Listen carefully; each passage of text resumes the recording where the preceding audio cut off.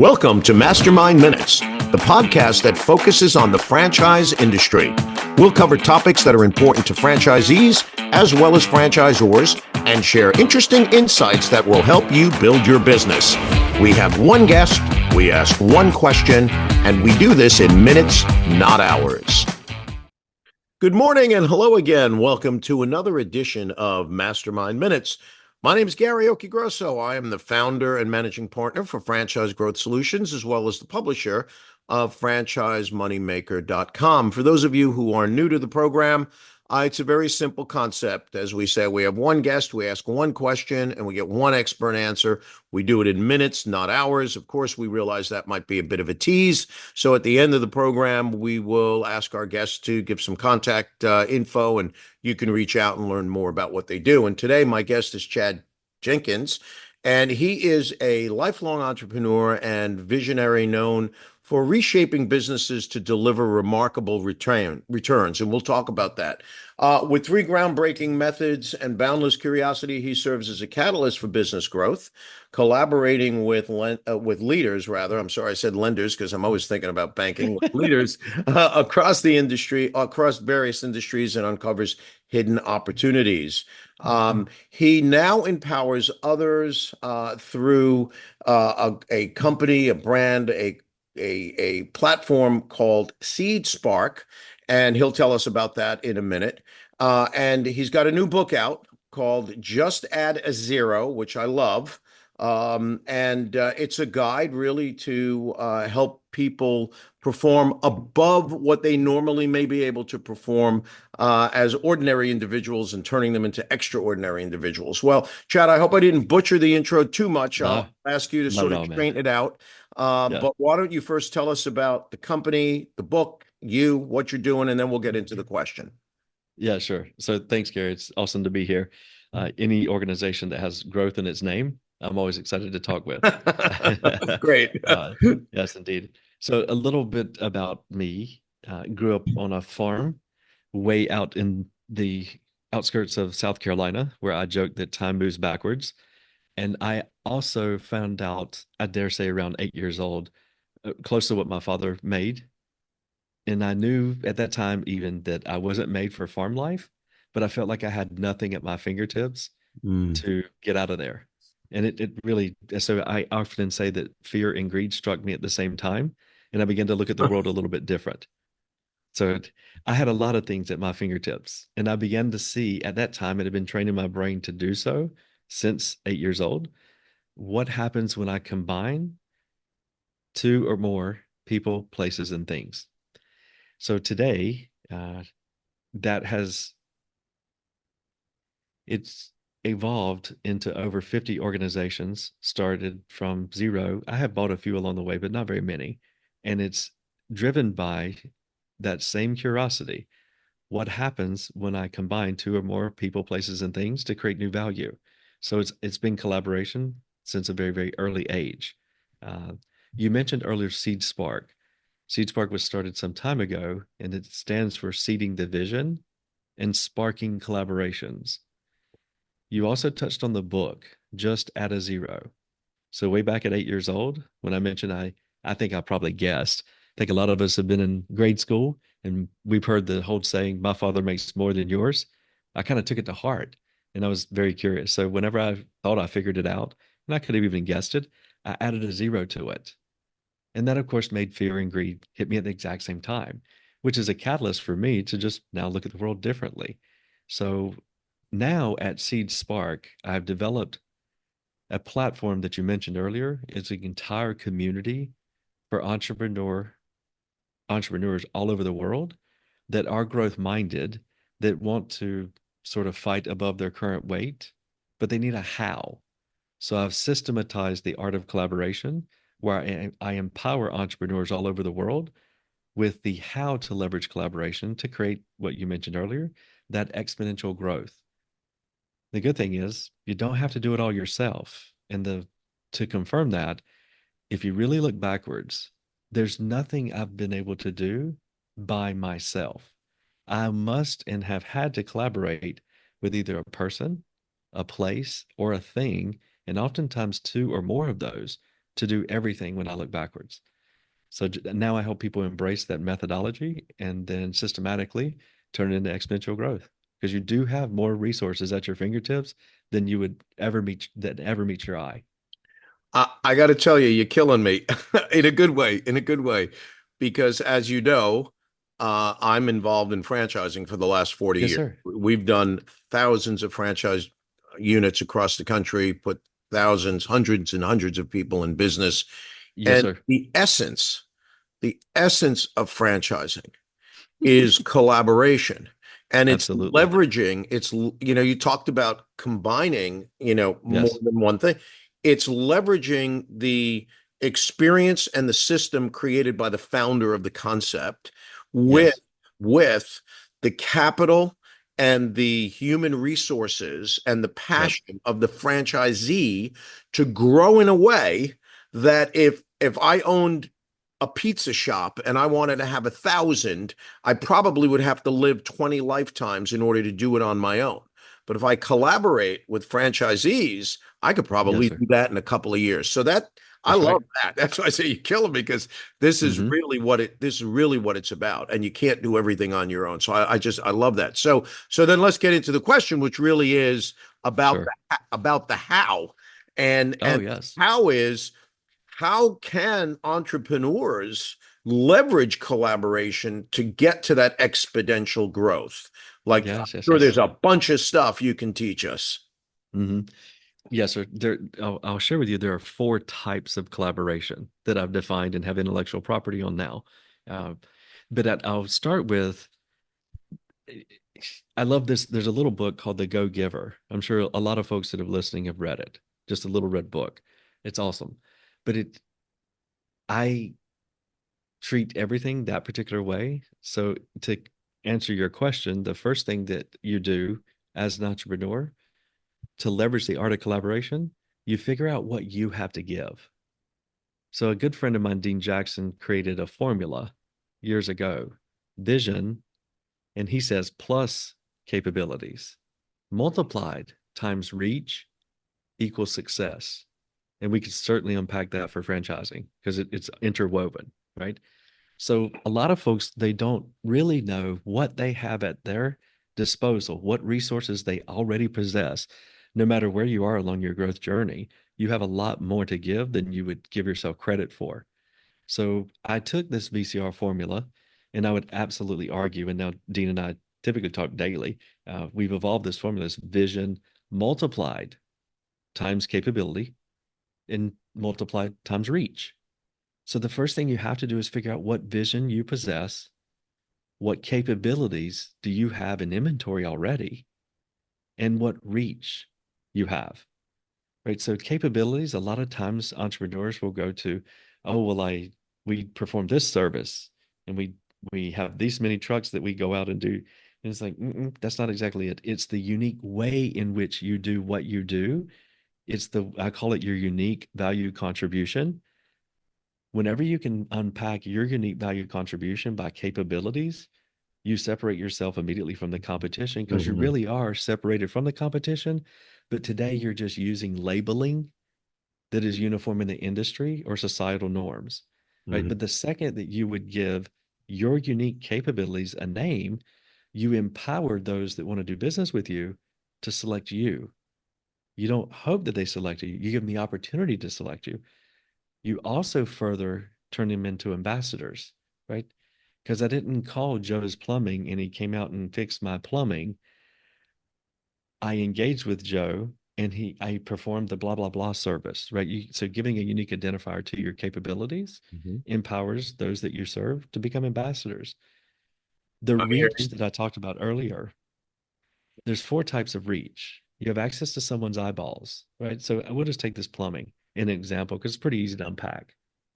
If I have 100 trucks on the road and I'm mainly service this 20-mile radius around my location or my city, I have reached to many people's eyeballs. I literally have 100 trucks driving around in all the major roads. And maybe if I'm doing plumbing, someone who does plumbing could tell me, how many minutes does the average plumbing stop take? And what neighborhoods are you in? Well, if I'm in neighborhoods that are $1 million plus, and each stop takes 2 hours, I've got a billboard in $1 million neighborhood sitting in front for 2 hours times 100 times however many calls in a day. Right. So that's another, just a very simple reach awareness that hopefully everyone can understand now. Those are resources that you can utilize to collaborate with someone else. And so eyeballs are one, minds are another. I send invoices out. You get access to people's minds. And then hearts, like they become really connected with your brand. And then last thing, very similar to Goodyear tires and Ford trucks, they're interwoven into the DNA of the product or service that's put out on the street. Like Ford can't sell them unless they have tires, right? So you're interwoven into the DNA of someone else's product or service that they're delivering. Those are all reach components that you could leverage to collaborate with somebody else and help them Mm-hmm. along their growth journey. Well, let me jump in here because there is a ton of Sure. stuff there. Okay. So I love the vision plus capability times reach equals Yes, success. sir. I mean, I that's brilliant stuff. And when I was sort of coming up uh, as, Mm-hmm. as an entrepreneur, and I didn't start, well, I think I was born that way because when I was a kid, I was like doing a lot of entrepreneurial stuff, which, back then, what do you know? You're a kid, right? Mm-hmm. But after I did a 9-year stint in New York radio because that was sort of Okay. my passion, and then I became a franchisee of Dunkin' Donuts. Okay. So Oh, what wow. I was sort of conflicted with it when I was in my 20s was the understanding of my passion and my purpose. And I thought, okay, so my passion for being in the music business, being a bass player, being in the radio business, that didn't really bring me a lot of money. Okay. Mm-hmm. So then I thought, well, okay, I grew up in a family of merchants and I'm going to be a merchant. I'm going to be a franchisee. So that's my purpose. My purpose in life Yeah. is do this. And I did Yes. that. And I was successful, but not Mm-hmm. where I am today, but I wasn't happy. And happiness That's has to right. be part of the success quotient. Okay. Absolutely. And then when I was in my 30s, I kind of got it. I was like, okay, what am I, you said bringing to the world? What can I bring to Yes. the world? Not Yes. only that's my purpose in life, but that I'm passionate about. Yes. Your So the unique two, value contribution. That's what I call it. my exactly. And they kind of, now I said, okay, now I know what I need to do and want to do and will be good at and got good at and got Yes, sir. successful at. And I want to just tell you, not that it wasn't hard work, but it was a lot less difficult at times Yes. Yes. because I was just totally in the game. I was just saw the whole field. I saw the whole game all at the same time That's because right. I knew about it. Um, Yes. so when you talk about things like reach, and I love the Yes, example sir. of the trucks. We have a franchisor that has a painting franchise. Actually, he's Oh, got yeah. 470 territories now, and he is focused. One of his focuses: what does that truck look like? What does that truck say? What is that message Yes. out on the street? I got Hmm. 450 trucks out on the Yes, street. sir. What do they say? Yes. So as an entrepreneur, and I need to create something. We call it point of differentiation, by the way. I think you Yes, call sir. it unique selling, Value contribution. unique value That's what contribution. I, How yes, does sir. how does an entrepreneur begin to think about those things? Because it's Ooh. easy said, but not so easy to sort of It, execute. yeah. Uh, for those who might be watching, it's right here, actually. It's touching your nose. And the sad thing is, you're giving it away for free. Hmm. That's 100% true, right? If you go look at the invoices that you send out, all the line items on the invoice are the conventions in your industry. Hmm. That is not what makes you unique, right? So, what is it that you're giving away for free that whenever you do what it is that you do, you can see it light up in those that you serve's face, right? It's the thing that you mentioned differentiates you, and it's the thing that comes easiest for you, right? But on the billboard or on the truck or on your website or on your invoice, it's just the conventional norms. Like we're selling X, and that's not true. That's not what they're buying. But dig down. So one type of collaboration, I mentioned there's 4 types earlier, is a partner collaboration. Think of your top 5 best clients. Or think of the top 5 best reviews if you're a consumer type business and you don't have repeating.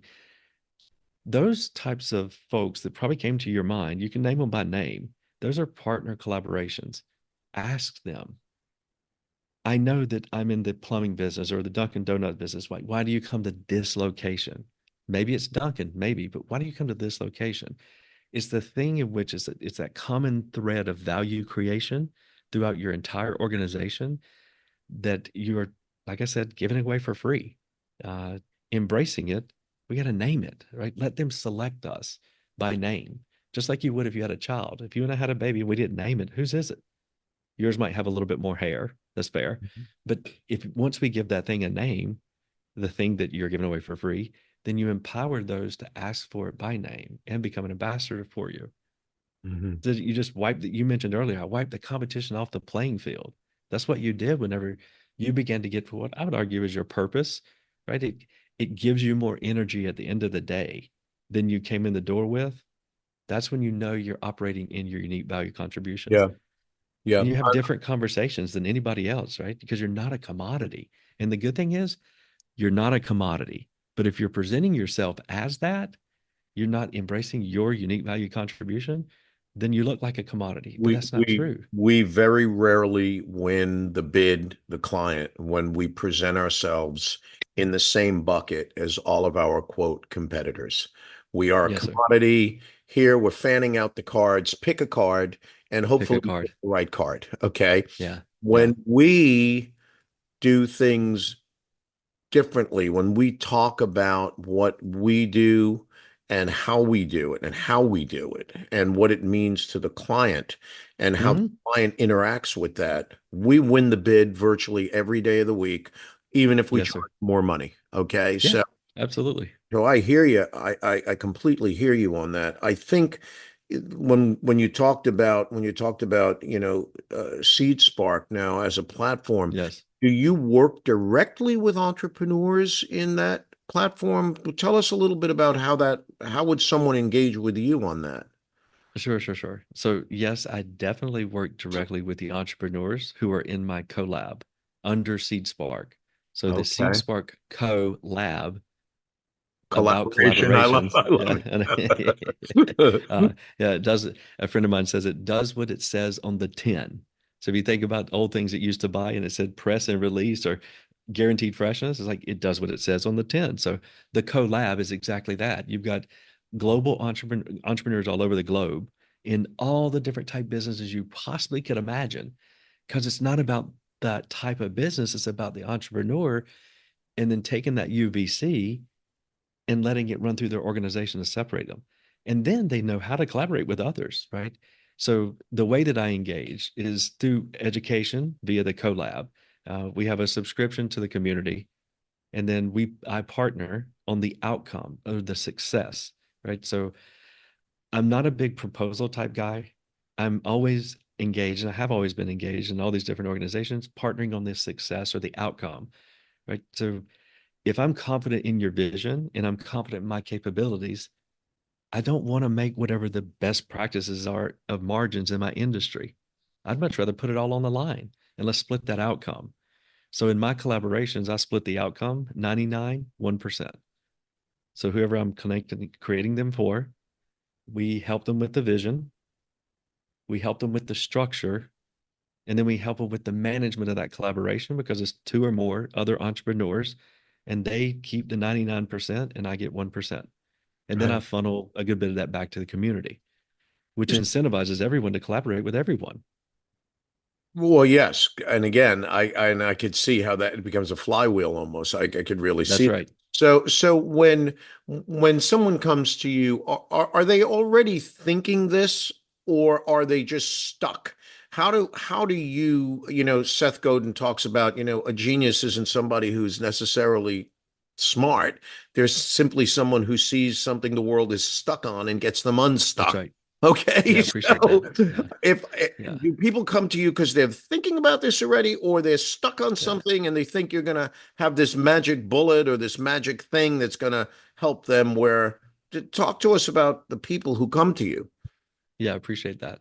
They're entrepreneurs that are ready to divorce the convention, to be honest with you. I love Um, that. yes, yes. So you mentioned the Just Out of Zero book. I have just in the last 2 weeks launched a new one that seems like it's headed to bestseller as well, and it is named Friction Fuel. So the stuck portion is typically because they have now began to experience what I classify is regular friction. Just like you're to pull up to a gas tank, you have three options. You have regular, mid-grade, and premium. So I help with identifying premium frictions, knowing that the entrepreneur likely can't solve it themselves. And the answer is they can't solve it themselves. That's not the way the world works. We're all already in collaboration. It's just how intentional are we being about it? And then I help them figure out how to take that premium friction, separate from the competition, and collaborate with somebody to create the outcome. So that's it.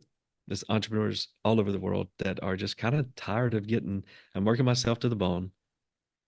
Maybe someone shared a book, or maybe they heard a podcast, or maybe they're run into an entrepreneur that I'm already engaged with and they're ready to divorce the convention. There's much faster ways to success. And I say this based upon starting all these companies and doing it. I used to be like a hamster on a wheel. Now it's a much bigger reach that I have, and it's a much better system that I'm able to empower entrepreneurs with. They don't have to experience it the way that I did because there was a friction of mine. Yeah, yeah. And I can tell you very often our more successful franchisees, people Hmm. who we're putting in business, are in that same place. They want to divorce themselves maybe from corporate America or from the nine to Hmm. five grind, or they want to take control of their own destiny.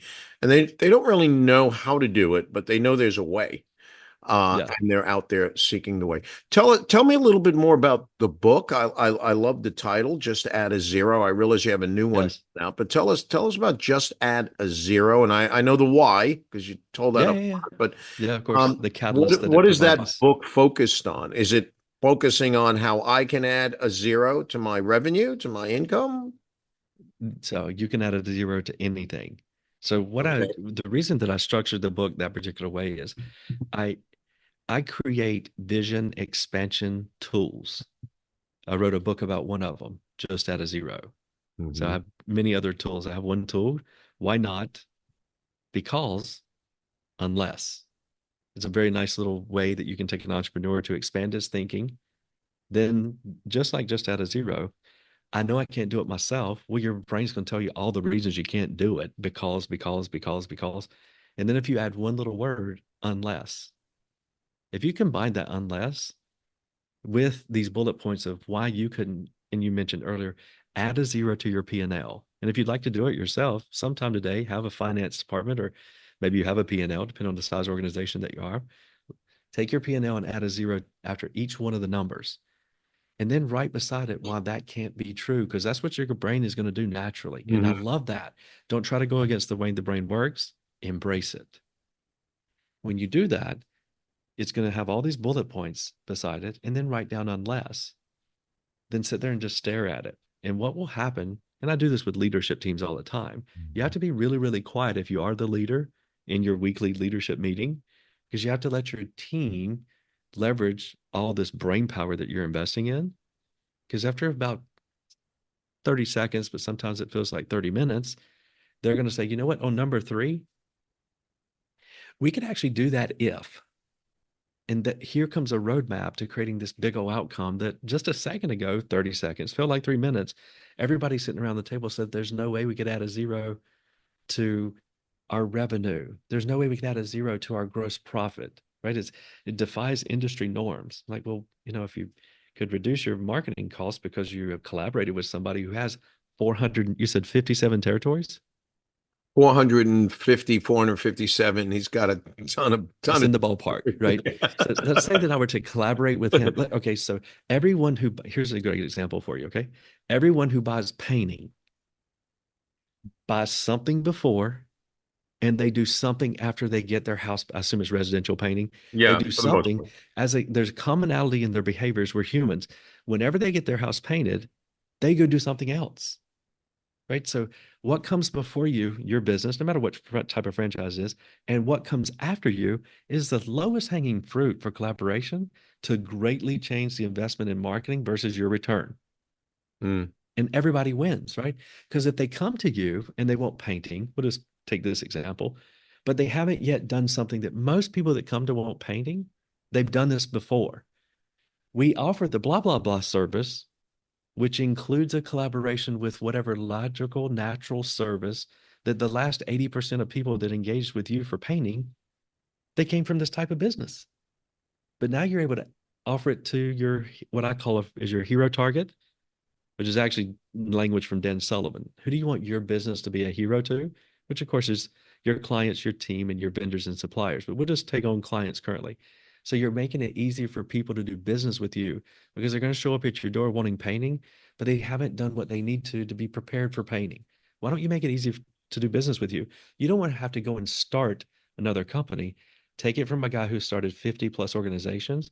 That's not the best and fastest way. But if I would entertain collaborating with who comes before me and give it a name and offer it to my hero target, I just made it easier for people to do business with me. The good thing is I can do that with what comes after me too. Right. So that's a really clear little indication, a Yeah. place that I No, start entrepreneurs is that I now they begin to embrace it. yeah, I love it. And you know, there's two things you said. Well, one thing you said there that it just completely resonates with me, and one is put the zero after every line item on the P&L, and Yeah. then brain immediately goes to can't, don't, won't, and Hmm. until you sit there and go unless. And I'm a Zen practitioner, a meditation practitioner, Oh, and yes. and Yes. part of that is you relinquish yourself from the goal, you quiet your mind, and the answer is Hmm. there because what you're really doing is you're saying unless, because you're allowing those thoughts to happen without prejudging all the reasons why you can't do it. So Embrace that them. Yes. completely resonates with me. So listen, I'll tell you, I can talk about this for hours because I love this, Yeah. and I think it's the difference between success and failure. And I think it's really a mindset issue where people, once they start to think a certain way, then they Hmm. it's like a magnet, man. Things just come It to, really is. Yes, sir. and now you have those things, you have that abundance in front of you. Now you need to execute, and how you do that, and it all, to me, Collaboration. it all connects. It all connects. Yes, sir. What one last golden nugget here can you give us? Mm. So friction is the way, and collaboration is the way through it. If you really think about it, you've run into friction, and friction is emotional, to be honest with you, right? So if you don't have friction, you're not thinking big enough, right? So just Mhm. add a zero. We talked about the simple example with your P&L. Like there's ways to make your brain think bigger, which is going to immediately run into frictions and know that your big thinking, your big vision of adding a zero to that P&L is literally the answer to somebody's question that's sitting on Zoom right now saying, if I only had access to 457 driving up and down the road billboards, we could really create some bigger outcome, right? You're the answer to somebody's question. It's just, are we thinking big enough? Have we created enough friction to expand our brain and start looking around saying, who can I collaborate with this? You don't have to run out and go start another company. I've done that many times. Yeah. Right, right. No, it's brilliant. We have to have you back on, but in the meantime, if someone wants to reach out to you, what's the best way to get in touch with you? Yeah. The best way to learn a little bit about our community is to go to seedspark.com, and it'll give you quite a bit of information on the collab, the methodologies. I even give away two or three of my vision expansion tools. I talked about naming earlier. Naming's very important. And I've got a whole methodology. So you can go there and grab a couple tools and just start seeing if this type of growth mindset is right for you. And if you want Yeah. to be in a community, like you mentioned, entrepreneurs all over the world that think the same, that would be the collab. Okay, that's great stuff. And we will embed the link into the Sure. bio of the vodcast and the podcast. Spotify allows us to do that now. Hmm. Chad, thank you so much for being with us today. I mean, it's Yeah, just man, it's been a pleasure. we really need to have you back on and maybe get more involved in sort of the actual steps that people go The through how to. in Yes. order to do this. But I can't thank you enough for your time today, and I truly appreciate your insights. Gary, thank you very much, man. It's been a pleasure.